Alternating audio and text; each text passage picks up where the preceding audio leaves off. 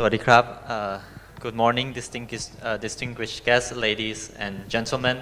My name is Tayut Mongkonrat. I am the Senior Officer in International Affairs at SACIT, and I am very, very honored today to be hosting this panel discussion with all our distinguished guests today. Our topic, crafting sustainability, institutional visions, and regional practices. So throughout this morning session, we have heard the word sustainability, right, being talked about a lot. And I think one thing that is very evident, both by the wonderful speeches that we heard this morning, as well as the award presentation that we had just witnessed, is that sustainability in the fields of arts and crafts really comes down to the empowerment of both the objects of art itself, but also equally or even more importantly to the artists and artisans who are behind those objects. This panel discussion will take you further into what sustainability looks like in practice. And we have wonderful panelists from both Thailand and abroad here today to share with us how their respective organization is carrying on this mission to safeguard, promote, and also innovate on traditional crafts and craftswork in the modern age. May I first welcome Professor, Assistant Professor Dr. Anusha Thirakanon, our CEO of SACIT, who will be sharing with us today the works of our wonderful organization. Sawadee-krab. Good morning. Let me briefly talk about our institute, which is the one and only institute that carry on the task of promoting Thai arts and crafts from the beginning until the end of the process, which means make it marketable. The SACIT, or the Sustainable Arts and Crafts Institute, was born as the institute to support the support foundation of Her Majesty Queen Sirikit, the Queen Mother, 24 years ago, and right now we renamed to Sustainable Arts and Crafts Institute of Thailand. So you might have learned or known about the institute long ago. We only changed the name and broadened our mission to cover all the arts and crafts area all over the country and try to promote the craftsmanship, including the human resources in handicraft in Thailand. Again, just to recall, just to remind you that the modern SACIT, or the current SACIT, or the Sustainable Arts and Crafts Institute, was only 5 years old. But again, we were founded from the support foundation a long time ago, and the mission was actually augmented. The vision today is to safeguarding, creating, and promoting Thai arts and crafts in every aspect towards sustainability. Let me elaborate the mission a little bit more. For safeguarding, we trying to find the forgotten or almost forgotten craftsmanship, including the know-how and people, to honor them, to encourage them to transmit the know-how to next generation, because we believe that arts and crafts will survive through the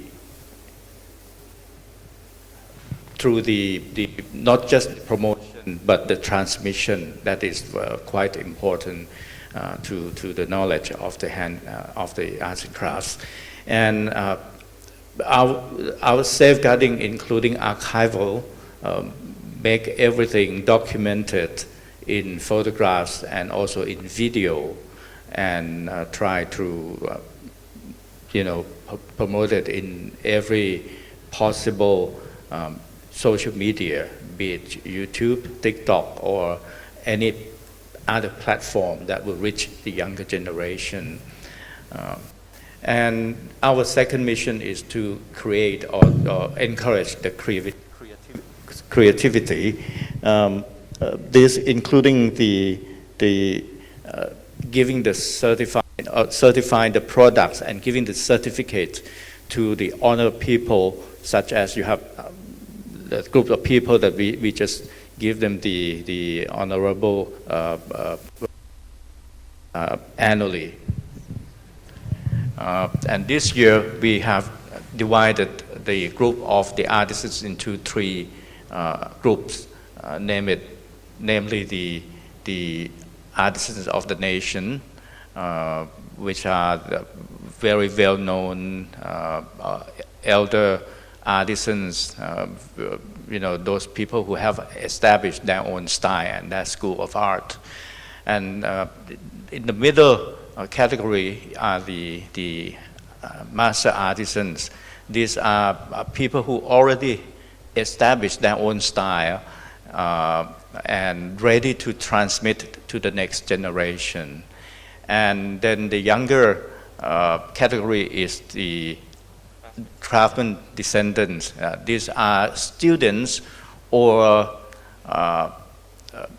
sons, daughters of the artisans all over the country. These are the new generation of the artisans who coming into the field of handicrafts, and they learn from their ancestor, learn from their parents, their grandparents, or they being just the students of the masters. They are so-called descendants of artisan descendants. These three categories, why we have to divide this into three categories, we have to make sure that the people are grouped or categorized into the right place to give them what they need, to enhance them whatever they prefer, and promote them into the right channels. For the young artisan or the descendants of the artisans, we have to equip them with know-how and technology, but not to destroy the craftsmanship, and also their commercial value and marketing knowledge as well. For master artisans, we have to make sure that their knowledge are well archived and ensure the visibility and transmission of their knowledge. Every year we have lots of activities, including searching, recruiting young artisans, and make sure that they are well treated in terms of very well documented. We sent photographers and video crews to video them the process of the making, make sure that everything is archived and recorded. In the field of creating, each year we have programs such as International Craft Creation Concepts Award, which is the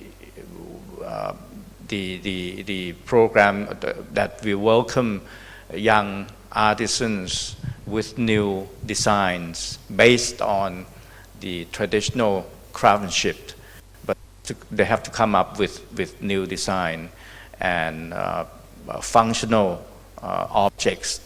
Make sure that the craftsmanship survives amongst the changing world or among the new lifestyle.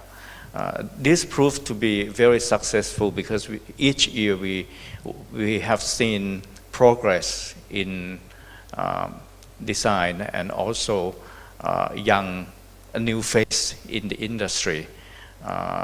Many of them that we have that participate in this program is now established as very renowned artisans, and they have established their own brand, in not just national level but international level as well. We make sure that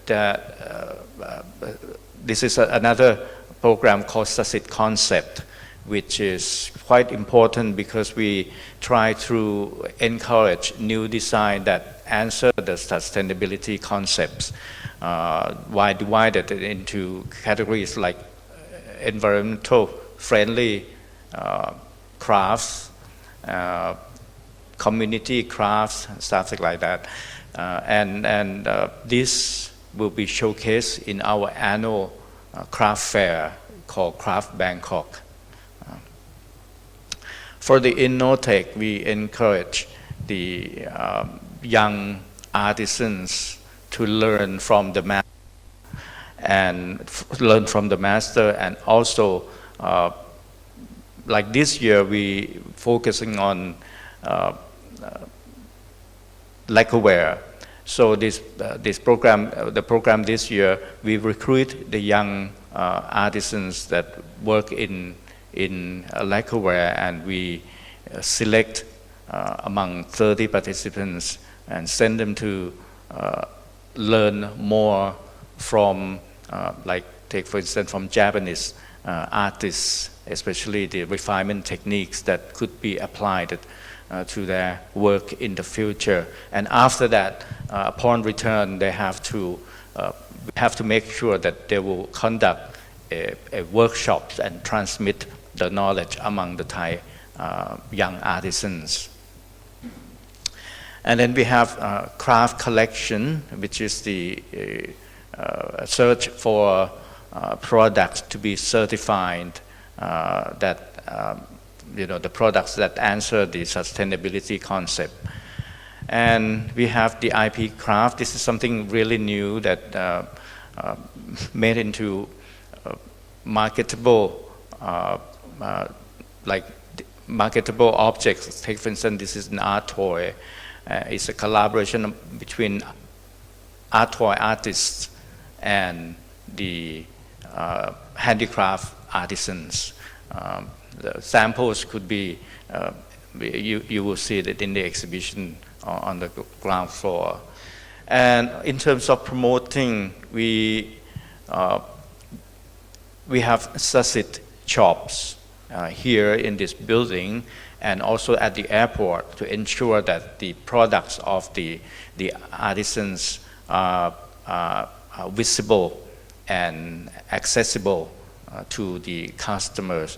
It's proof that our shop at the airport is quite well known, and for tourists who always buy something for their friends and families members at our shop, and we also have SACIT online, which is the online shops, and it now going to be a very popular site for not just Thai but also customers from anywhere in the world to shop the handicrafts from this SACIT online. The most important craft fairs, we have two important craft fairs a year. One is called Craft Bangkok, which is quite a well-known craft fair. This year was taking place last June, and it's a very successful fair. This year was taking place at the Sirikit Convention Center, right in the middle of the city.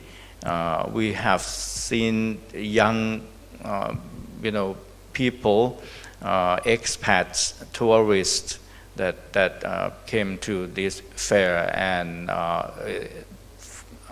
in terms of income, it's proved to be quite successful as well. And the other fair, focusing on the higher, more refined handicraft, is called the Identity of Siam, which is going to be taking place at Emporium toward the end of this year, of this month, in between August 20th to the 24th. And this is a selected merchandise from our masters and national artisans. And then we also have international craft campaign trying to open up new market in different part of the world. Like this year, focusing on the Middle East, and it will be continue next year as well.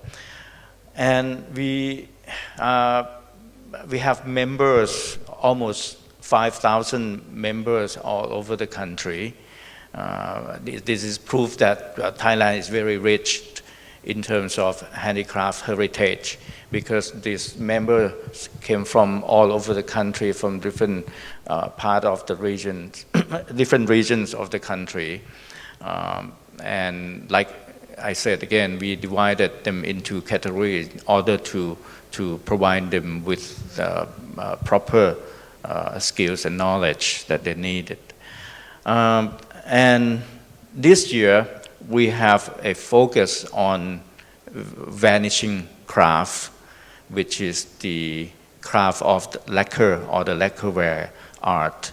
And this is the main theme of our symposium this year, as well as you may have seen that we have exhibition, workshops in crafts and arts of the lacquer.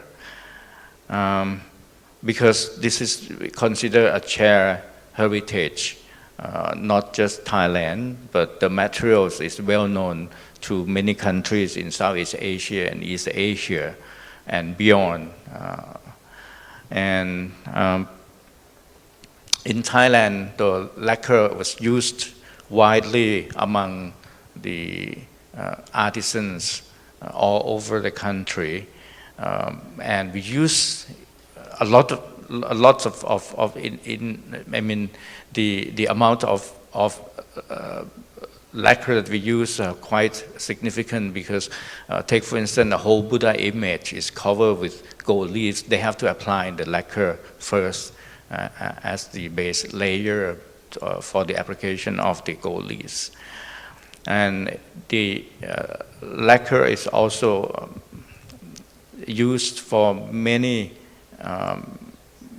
religious objects, like the Buddhist manuscript cabinets and boxes. And also in mother of pearl inlaid work also use a lot of lacquer. Door panels, for instance, and cone mask making. Not many people know that the cone mask making, which is basically the paper mache and cover with lacquer before they apply the color code and gold leaves for the ornaments. And sculptural handicrafts like these Buddhist manuscripts from Ayutthaya period is also they use the mixture of lacquer and ash to create the three-dimensional decoration on the box. So this is why we consider the lacquer is the important material for the handicraft in Thailand, and this will be my first round to introduce the institute and the symposium this year. Thank you. Thank you very much, Kapachan Anusha. Another round of applause, please. I think that was what can I say, is such a big and covering so many facets of craftsmanship, but it really does show the many levels and many venues that SACIT has extended itself into supporting and advancing traditional craftsmanship in Thailand. And for the many interesting items and beautiful objects that you may have seen in Ajahn Anusha's slide, especially with the intercraft and also the lacquer works. Of course, you can see them all on display at our wonderful event today and tomorrow. We have the exhibition here at SACIT, and we also have the workshop and as well as demonstration zone. So please do take a look. It's such a wonderful opportunity to explore new trajectories of craftsmanship and as well as traditional works of arts as well. Thank you very much, Kapachan Anusha. And next up, may I now invite Ms. Fanzura Banu from the National Heritage Board to tell us more about the work at NHB, right? Singapore is such a multicultural society. Many culture, of course, the three main culture would be the Chinese, the Malay, and the Indian. But as a very, very modern nation, sitting in an important route in international trade with many culture passing through, Singapore has done many great works in art, especially in the modern art scene, but as well as preserving the multicultural heritage that it has. So I think all our guests here today are very excited to hear about the perspective from our Singaporean friends. So please. Good morning, everybody. My name is Fanzura. Thank you for the introduction. So I'm from National Heritage Board, which is in Singapore, and it's a statutory board under the Ministry of Culture, Community and Youth. So I'll just give an overview of what we do and also how we safeguard intangible cultural heritage in Singapore. And as you've mentioned, it's a multicultural society, so it has challenges of our own, and it's also our strength. And then I will share our strategies and initiatives that we have done so far. And I think thank you for giving us a chance to share our initiatives, and we are also learning a lot from Thailand as well. Okay, so those who may be unfamiliar, so Singapore is a country with 6 million population, and we have 4 official languages: Chinese, Malay, Tamil, and English. And because it's multi-ethnic and multi-religious, we have our intangible cultural heritage elements, which are also very diverse. And I'll go into some examples in a bit, but just to give a little bit more information about the National Heritage Board, which we call NHB for short, our most visible work is the museums and protection of the monuments and sites. But something else we also do is protecting these ICH, intangible cultural elements as well. And we have a heritage plan that we do it based on a block of years. So initially it was 2018 to 2022, and then now we have transitioned into 2023 to 2027. So how the plan works is to lay out the strategy and the vision for heritage and crafts in these few years. So currently our plan is to focus on identity, community, industry, and innovation. So during your presentation, I did note that most of our initiatives are quite similar. Yeah, so let me share a little bit more examples of what we do.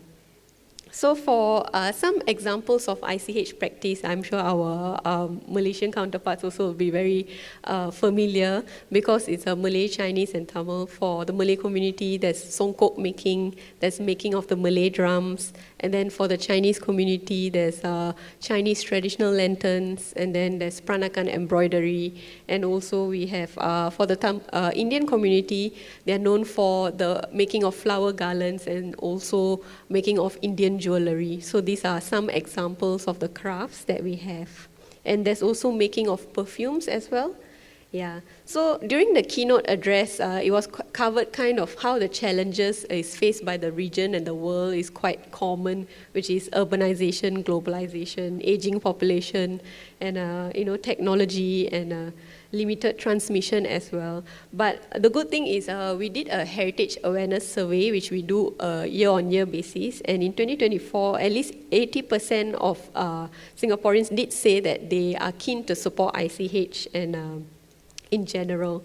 So what are the challenges specific to crafts in Singapore is that up till the 1970s, we had good craft sectors where you will see rows and streets of people weaving baskets and rattan as well. But after that, there was a shift in the economy from secondary industry to tertiary industry. So it was no longer focused on manufacturing and making, but more into tertiary industry. So because of that, the number of apprentices have decreased, and the transmission hasn't been able to go on from generation to generation.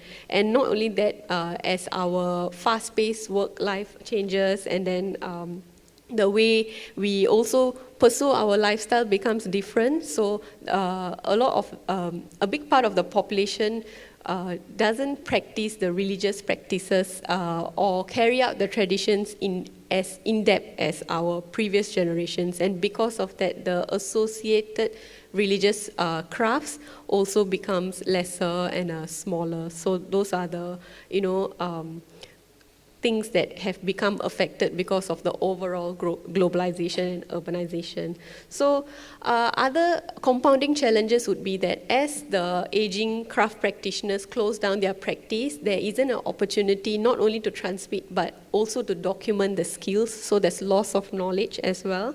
And another thing is limited platforms for crafts. So if I may say, I'm as a young person, if I wanted to learn crafts, there isn't a visible organization like SACIT for me to start the learning.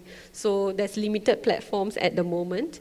And also, last one would be, of course, competition from e-commerce, like we already mentioned. So let me just give a quick overview of our strategies. What are we doing to address these specific challenges that I just mentioned? So first and foremost, we do research and documentation. We have a website called Roots for the public to go and view what are the ICH elements in Singapore. We have 106 now. But other than research and documentation, we also know that once you recognize these elements, you must also monitor the health. So that's something that we are looking at. And after that, we also do UNESCO nominations. And the most recent one was Kebaya, which was a multinational nomination of Thailand, Malaysia, Indonesia, and Brunei as well.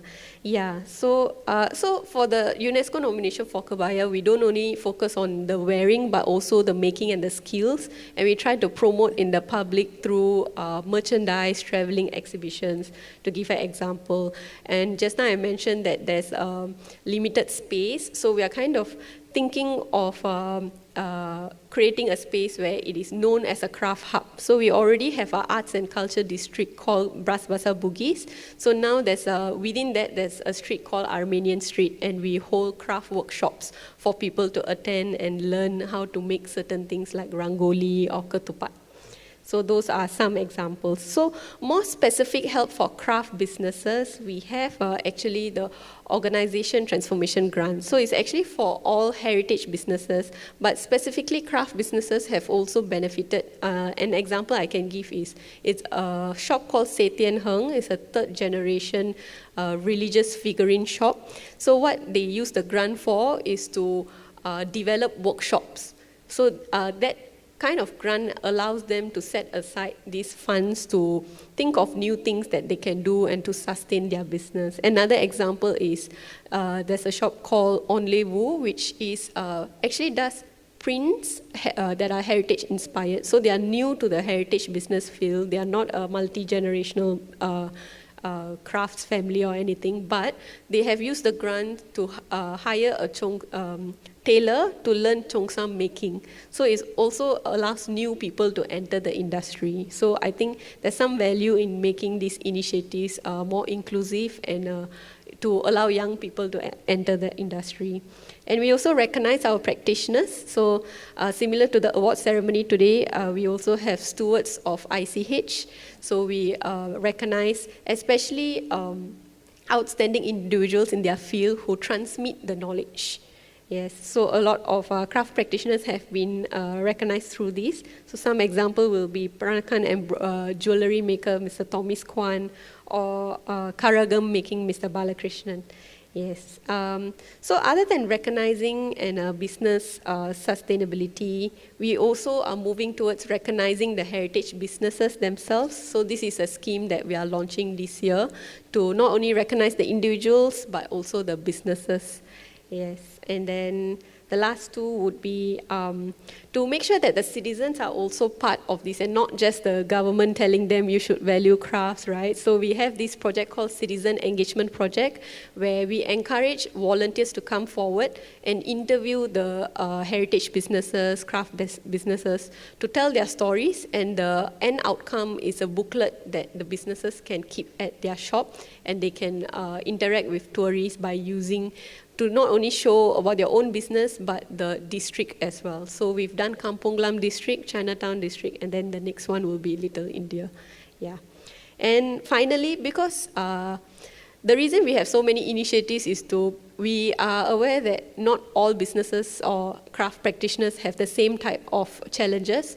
So what if their problem is not recognition, is not business sustainability, but they have no one to transmit the skills? So we have an apprenticeship program as well, which piloted last year, where we match interested apprentice with mentors who are willing to teach. So we have 3 pairs so far. One is making and repair of drums. So the mentor selected his own student who was learning how to play the drums, but you need at least one person to repair. So the student came forward. And there was another one where for the kebaya tailoring, it was a mother and son pair. And I think during one of your speeches also you mentioned is intergenerational teaching. So transmission doesn't really have to be a completely new apprentice. It can be us facilitating the intergenerational learning as well. Okay, so lastly, I just want to share about a project that we've been embarking on. It's called CraftX Design. So the aim was to see whether craft practitioners and designers can work together to come up with something innovative. So this was in 2022, our pilot edition, where we did this pairing and to ensure that there's the exchange of skills are facilitated.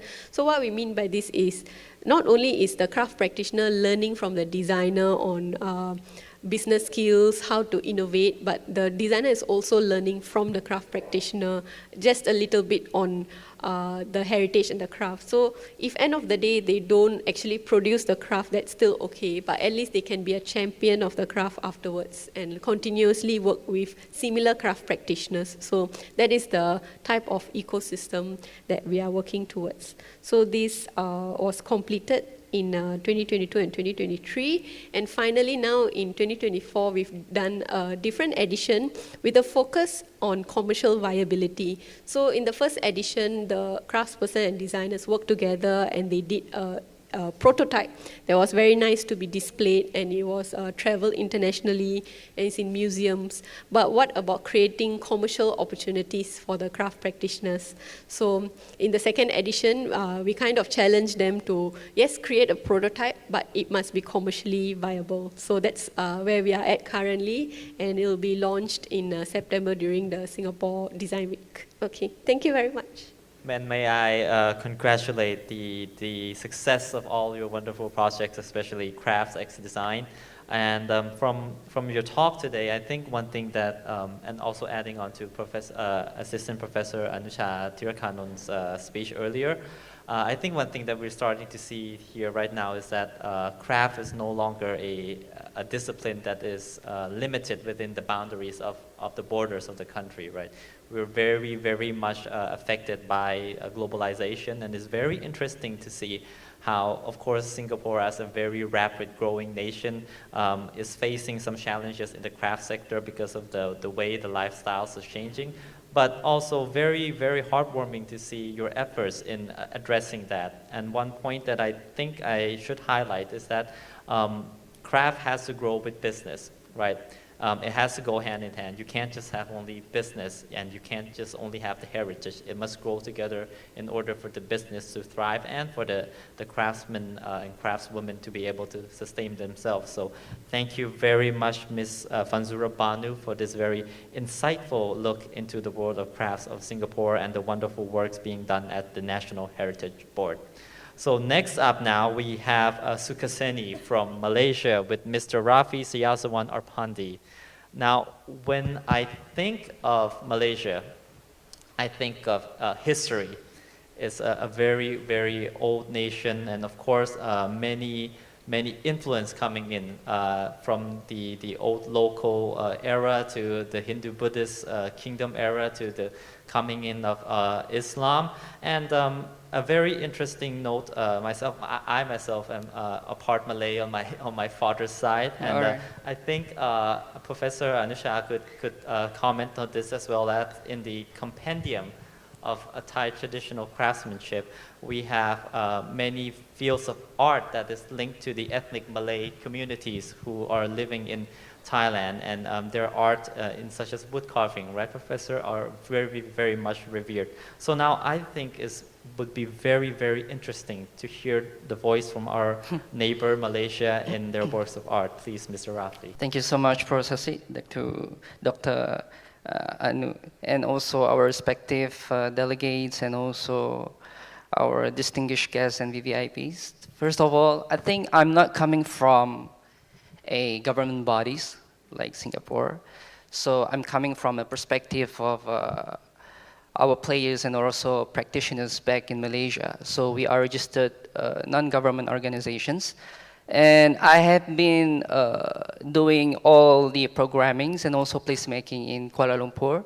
So basically we are providing platforms and also programs for our practitioners, crafters, and art culturalists to do more programmings. For examples like exhibitions, workshops, theater, and also forum session networking. So I think the scenario here almost similar throughout all our ASEAN countries. Yeah. So I think around the global ASEAN is very much rich in culture and heritage, and that includes our story behind our story, what do you mean like craft, and also our designs and also our histories. So I think throughout the years, I think it's 10 years already, we do a lot of programming back in Kuala Lumpur, and we face a lot of challenges in terms of how to include a lot of ethnicities and also religious participations. As we all know, Malaysia has a lot of ethnic. We have, I think, more than what Singapore have. We have Malays, we have Tamils, we have Chinese, we have Baba Nyonya, and also we have the Borneo rural sides. So I'm from Borneo, the southeast east sides of Malaysia. So trying to pull in all the participations of layers of ages and also different kind of thinking in terms of how to execute one's program. So the different directions of designs, the different directions of executing one's craft. So I think it's a melting pot of creative industry in Malaysia. So I think what our government has been done is they create more grants to our institutions and also organizations to apply to run certain programs that leads to more of a colorful programming around cities, whether be it theaters or whether be it a conference, whether be it workshops or other programming as well. So I think a lot of bodies in Malaysia are creating grants, giving opportunities to a lot of players, whether be it the individual players, whether be it in the government agency players, and also institutional education as well.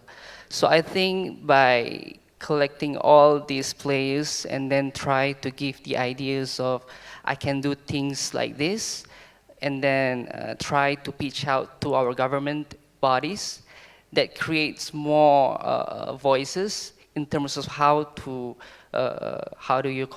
balance with the traditionals and also the modern technologies nowadays. So I think what SACIT has done throughout the program, I think it's very wonderful. I've been looking up with SACIT for 2-3 years now. So the program, also the approach of technology, I think is very important nowadays with the usage of AI and also tools that can extract more information from the traditional heritage into a modern era. So I think last 2 weeks I was in the ASEAN workshops for the Malacca declarations back in Kuala Lumpur, and we were talking about AI and how we need to document it, such information like heritage, like the skills and craftsmanships. I think the intergenerational approach is very important. How do we how do we tell our young generations how we tell our kids like how these things works. For example, the baskets, the rotan, how things works. I think Thailand has a lot of very traditional craft. I think that's one of the challenges, how to educate our young generation. Because I think nowadays people are very entertainment minded, where they always go for, like, for example, the Korean cultures for K-pops, and then the entertainments for the music industries. So I think for our challenges is how to put an interest in their mind so that they can learn more, at least give them some thoughts and also curiosity how to what is that, how it makes, you know. So I think throughout the years what I have been seeing and also approach our craftsmanship in back in Malaysia is how these crafters try to innovate their craft to make it more relevant to nowadays demand. You know, like for example, there's one old lady selling tenun, what do you call a textile? We call it tenun in Malaysia, Terengganu. So they are selling a lot of textile cost, maybe 4 meter, thousands of ringgits. But I think the buyers and also the customers are only narrowed down to a specific generations and age. And our generations, for young millennials, people are not really, I'm not gonna buy that, I'm gonna buy another things, you know. I'm gonna go Icon Siam, or I'm gonna go like watch cinema and hang out with my friends. So I think as a vendor, as a craftsmanship, we have to, how do you call that, twist a little bit in terms of the design. So it captures interest and also how things can educate in our generation and also the modernizations of one products. So I think that is really important. I think, for example, the traditional ways of illustrating one's art when you're doing more of oil paintings, what do you call it, in charcoal paintings and sketches and something like that. I think they are more popular back in Europe country, but not in Asia. But to shift that in the modern world, I think they are using iPad, Procreate, illustrations is similar. They look similar in the ways of curating one's art, but the approach and also the tool is quite different. You know, so I think by creating one's masterpiece of arts, but we have to navigate the outcome of the products, whether be it too much traditional or whether be it innovative products. So I think knows your communities and also the buyers is very important as well. So I think nowadays we are living in modern tech era. I think Singapore is much more modern tech. We are looking at like the infrastructure and also the facilities. So we are in going towards how to make people's life easy, you know. So for us as a millennial to learn one's knowledge is kind of like crucial things, because we are more towards a visual learning, you know, in the sense of that. So we are tend to more of colors, patterns, and what's tangible in front of our eyes. So I think that's one of the challenges when we try to educate our young generations, where we have been doing it like for a couple of years now. So we have a few baby programs that we already did. We have a Southeast Asia Native Art Forum, where we collect practitioners and also scholars from rural area, for example, in Borneo and also Indonesia and also Philippines. And also we have our Youth Craft for ASEAN. We implement a program where we invited all the universities students and, you know, just networking and get to know people's histories and backgrounds and the way of life of different countries across ASEAN. So I think I did that once in the last years, and I can see the interaction between the Philippines and also Thailand and also Malaysia, where they get very excited to see this young boy from Thailand looks like oppa from K-pop. So they were like, the interaction is very important, I think. Amongst our generations nowadays. So I think for the senior players in the craft industry or art industries, my advice is we have to put some of our times to see what is the current interests of our young kids nowadays, how they do approach and what kind of tools that they use to gain a certain knowledge. For example, TikTok nowadays is very fast-paced learning. You know, we get all the informations from TikTok, how to cook this, how to do that, and then the viral news coming from TikTok. So I think we have to go to, we have to get along with the modern tech across the time. And also, but again, not to forget our traditional approach. I think that's also is very important. When we have the modern sides of approach or items of craft or masterpiece, we need to link with the original stories, the originals craftsmanships, the originals backgrounds of the products, or also the stories of the heritage. So I think we have to go both in order for us to carry on our and also preserve the heritage and also the conservations of it. And I think, I think that's the organizations, our organization has been done across the years, and we work closely with our ministers of tourism and craft in Malaysia also. We did apply a few grants. I think one of the main problem for our organizations, I think applies to any country, is the funding. You know, when you're talking about, I want to do this kind of program, I want to do this kind of rejuvenating of places, I want to do this kind of innovations of crafts, and that only narrow down to one problem, and then it's funding.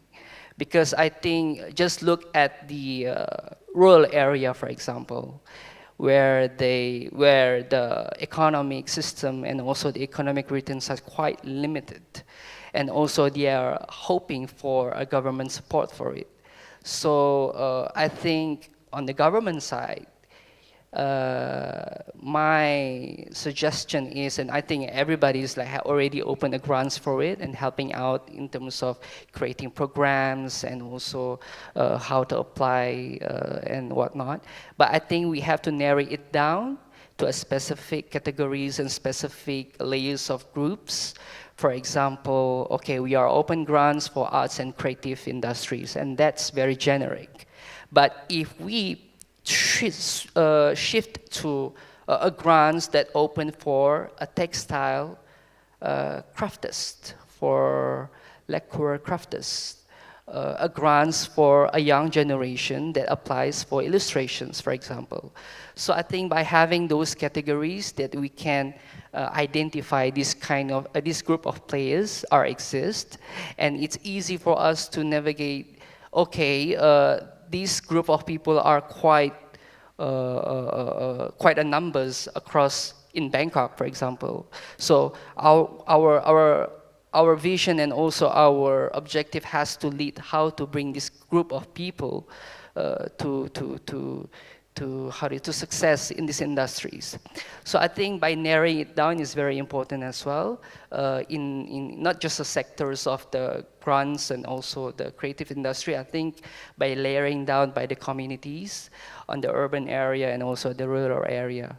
So those two areas I have been working with the Borneo sides of area, where I think one of the challenges in Borneo, I think, is the accessibilities of the knowledge and also the accessibilities of what do we have in Peninsula Malaysia and what we do have back in Borneo.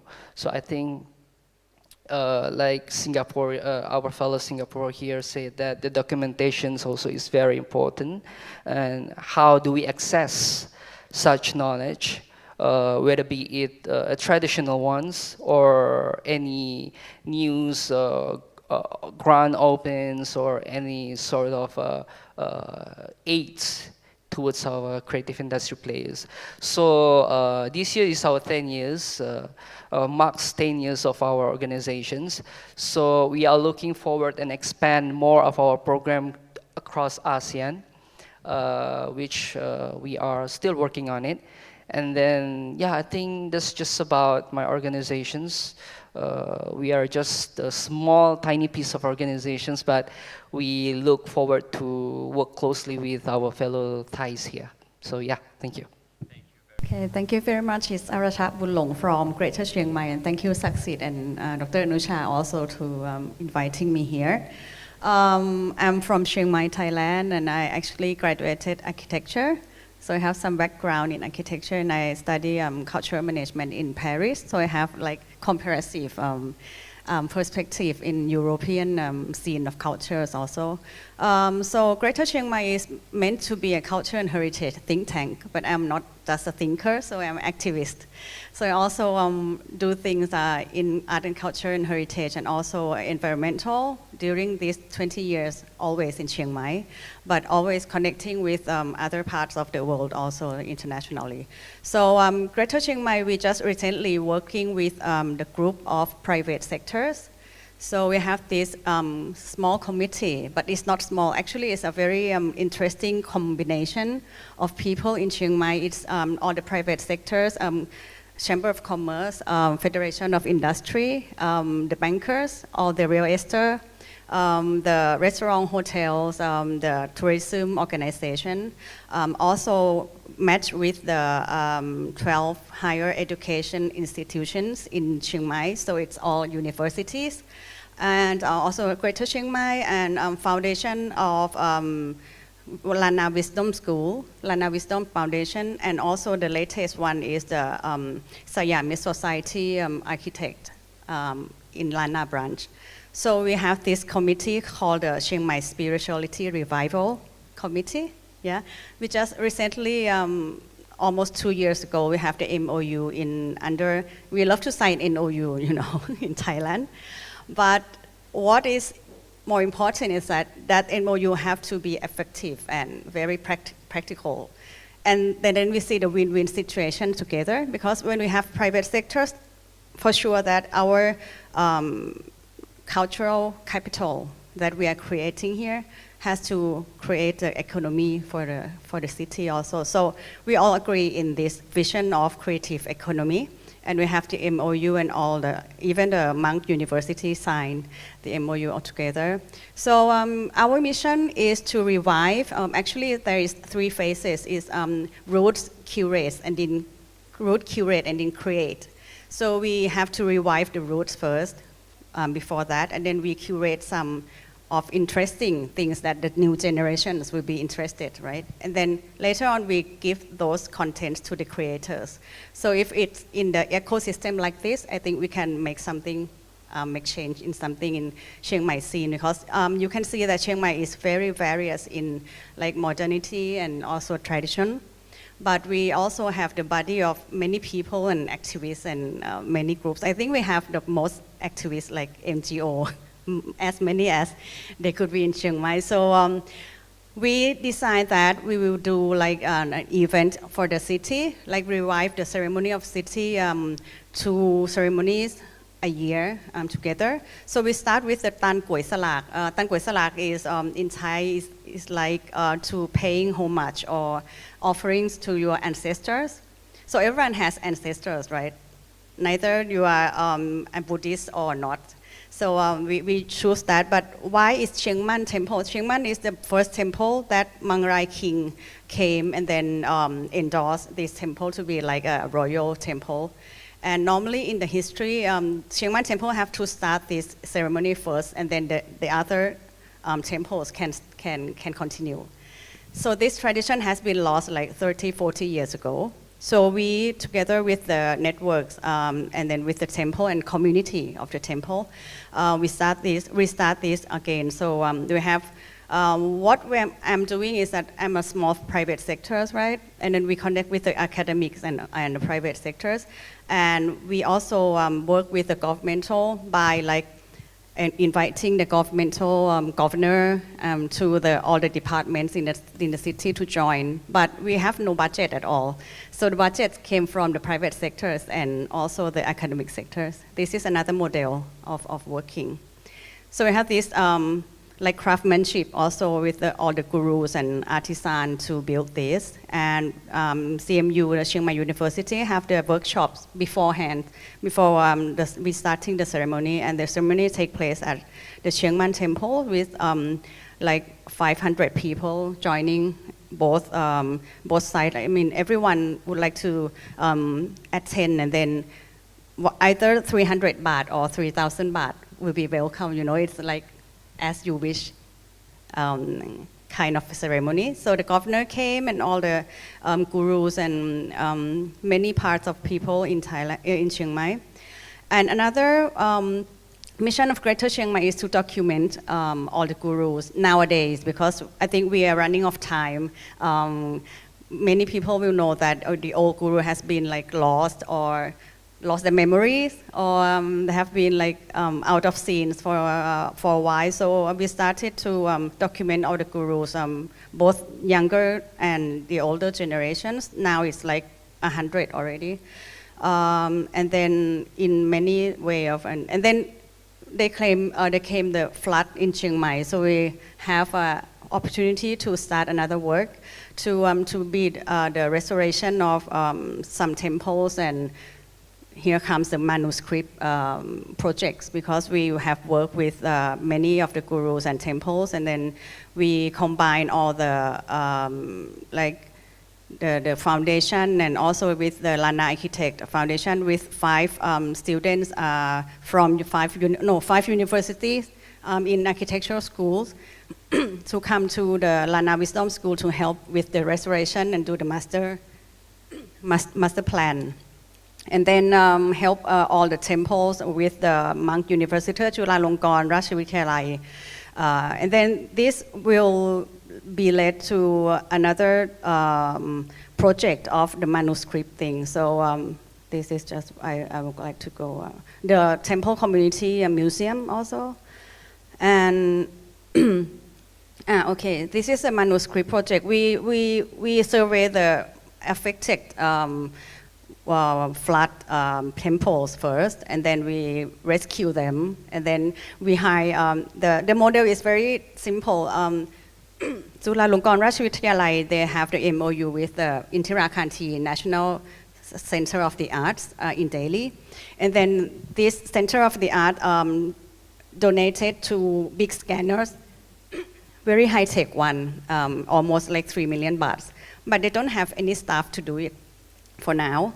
So we use our budget to hire 2 very talented staff. They were the pupils of Poku Mala Khamchan, the national artist. And then they can read and write Lana language. Yeah. So that's why if we don't have this kind of job for this kind of people, they will go to open up a cafe or anything that we will lose people like this, right? So along the project, we have to continue to make people also is like creating or produce new talents. So this project means to be like, for now it's 7 months already, and we have survey for nearly 3,000 manuscripts and ancient documents. And then they also like clean up and wrap up everything very neatly. Another thing is that to do the exhibition, some of the exhibition, Ajalipikon is here and Titiwat is here also. It's Lana Bali. We went to Bali to see some spiritual ceremonies, and then we have the photography and also the painting exhibition. Then after that, another one for the committee of revival is to do the Chiang Mai Spirituality Revival Festival. But in each each institution have their own mission and their own budget. So we don't have the budget, okay? We have to emphasize that. So we have the Chiang Mai Performing Arts Festival, Asian Youth Theatre Festival last year by Glom. Glom is another private company also. And they came to the College of Art, Dramatic Arts in Chiang Mai. Ratchapat University also do their first the art and culture for local development of community by Chiang Mai Ratchapat University by their own budget also and their own mission at the temple is very nice with the works of the students and the performing arts. Chiang Mai Spiritual Revival, another one is 30-year Lana Wisdom School by Greater Chiang Mai and also Foundation, Lana Wisdom Foundation. So they gather all the gurus from the very first generations to nowadays, like the students, pupil. It was like 3 days event. Dr. Anusha was there also. We have a small performance in Jalong Lung Kam Dang, is like the king of Lana spirit, guardian spirit, yeah. And then another one is from Chiang Mai University. They have the Phun Chai Vieng, the revival festival, also with the very contemporary parade and all the fashion show and some lighting experiment. And this is the work from Greater Chiang Mai myself with the Faculty of Architecture and Phayap University is also in the body of revival committee. So we try to explain Lana calendar, Lunar calendar in another way. So this is my architect professor who is doing the Sang Luang. If anyone can see the Steady Luang lighting experimental project, this one is to explain the 12 Luna of Chiang Mai calendar, yeah, in another way. And then Ajahn Lipikon has a very nice Lana paintings in the scene also. So this is a puppetry by Wandering Moon Puppets, Pieng Chiang Mai. We would like to talk about the matriarchy of Lana, the spirit of women in Lana. So it is interpreted in the form of puppet art and some performing arts also. The monk school, the Chulalongkorn Rashvidyalaya also do the international Mahachadok chanting, I think. It's like another kind of festival, you know. So there are monks from Shan, from 12 in the region of North come to join. Then Phayap University do the CAD New Year countdown. And then Ratchamongkol, มหาวิทยาลัย Ratchamongkol ล้านนา the technology ล้านนา Ratchamongkol University doing the Vieng Jet Lin. You know, Vieng Jet Lin is a very ancient town of 2,000 years ago in Chiang Mai. So the concept is like, who would like to revive anything, just revive it. And then we do the Dara Rasmi, Princess Dara Rasmi with Ajahn Vilak at Hun Jing Lu. It's like a Lana opera, small Lana opera. And also in San Kamphaeng, we have this festival called the Craft and Art Revival Festival also. I will go more quickly. And then we have this wonderful exhibition of Ajahn Vasana and Savin Saima, because I went to document her at her home. And then those beautiful artifacts is just like hanging in the warehouse, a small warehouse. So I asked, like, could I get them out to exhibit them? So she is very happy to do that. So we do this together. It's the first exhibition ever for Vasana and San Vasana and Savin. So it was our pleasure. We hold it at the Hun Zayong Art Gallery of Ajahn Lipikon.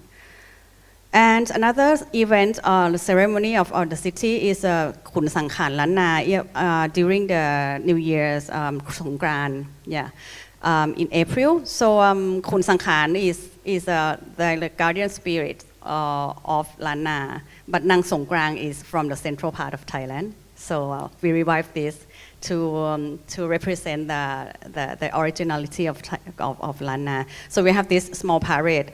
Chiang Mai people love to parade, you know. parade all the year.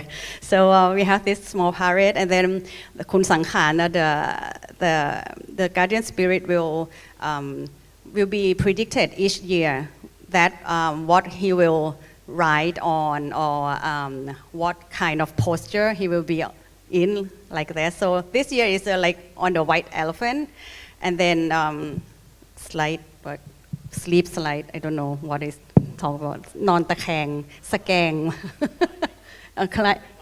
Okay, inclining. Yeah. Maybe next year will be more difficult. I don't know. It's Ratchamongkol Lanna who do the models. So this is with the governors and also with the consulate of like 5 or 6 countries joining. And then we have the very traditional ancient rituals that to do the to make way of the new year, and then get rid of all the bad lucks. Yeah. So we do it at the Ping River, the River Ping, to emphasize that the life of Chiang Mai people before is really connected and related with River Ping, but now it's already gone. You know that we have the traditional of carrying the sand back to the temple. You know that one? Because we are living by the river, so they have sand, right? But nowadays that's all concrete. So I think the culture and heritage somehow can explain also the natural heritage that has been changed, and then they affected the way of presenting or practicing the culture and ceremony also. And also Greater Chiang Mai do the Lana class for free for people like general people for 3 months with the Faculty of Education, Chiang Mai University. And it was very successful with like 100 people joining. And later with the Chamber of Commerce, I was presenting and the project. And latest with the Faculty of Fine Arts, Chiang Mai University and Chiang Mai Municipality, we do the ceremony to paying homage to the late kings of Chiang Mai. So we have all those the mediums. We have many mediums also. And then latest we went to another seminar by the Soft Power Committee. And then I'm invited to be, okay, latest is like we have the second of Thailand province that have the committee of soft power combining with private sectors and also government sector. Okay, so my mission for the next 3 years or later or sooner, I don't know, is that we're going to do the archive online and offline with joining with the academic and all, to pull out all the knowledge, the manuscripts and things like that to be in public, more public. And we would like to have the Lana appreciation course in schools and universities to be very like sustainable. So people can read and write Lana like 100 years ago before. And then we went to Leh Ladakh last time, and then they use the manuscript of Tibetan language, right? And it dated like 1,000 years ago, but nowadays even the driver can still read it because it's the same language that continued all the time, like 1,000 years. But Lana language has been erupted from those like 100 years, so we would like to revive that. And another one is I would like to take this opportunity to ask everyone to join, because I would like to set up an Asian Culture and Heritage Association that will gather everyone here to work together and then connecting people. So this event will be in next New Year's in April, and we would like to invite you all to Chiang Mai. Yeah. Yes, Thai New Year. Lana New Year also. Thank you very much. Thank you very much, Kapun Arasha. What could I say? It seems to be a very, very, very active organization indeed. And but first of all, I must extend my heart to all the people in Chiang Mai and northern Thailand who were affected by the flood earlier. But I really, it is very touching to hear you talk about the flood in terms of it being an opportunity for you to actually go in and raise awareness in preservation and doing actual work. what I really think is important of seeing the works that you've done is that it's practicality. I can see from the beginning with all the MOU you signed, the plan you made, the ideas, but it did not stop from there. It really does, your MOU really does reflect community members, important individuals coming together to work together. And it also really shows how planning could be done in a way that you see results from the beginning, from engaging to the PR point of people coming in and raising awareness as well. So I'd like to say thank you very much, Kun Arasha, for representing one of Thailand's richest and most historically significant region. And I hope you all the best in your efforts in making Chiang Mai revived into a spiritually flowing and wonderfully artistic region of Thailand. Thank you very much. And that concludes our session here today, Crafting Sustainability, Institutional Visions, and Regional Practices. I would like to thank all of our speakers here today for joining SACIT. I think one lesson that we can take from this whole panel is that the world of arts and crafts are really interconnected, both in terms of crossing borders and also both in terms of the players within it, the government, organizations, the private sectors, as well as the individual artisans and also the NGOs and supporters, patrons of the art. So I hope to look forward to a future collaborations, a future partnership all over the world in the artistic communities to support each other and make all of our traditions survive into the modern age, survive into our modern age beautifully and with the times. So thank you very much. ขอบคุณครับ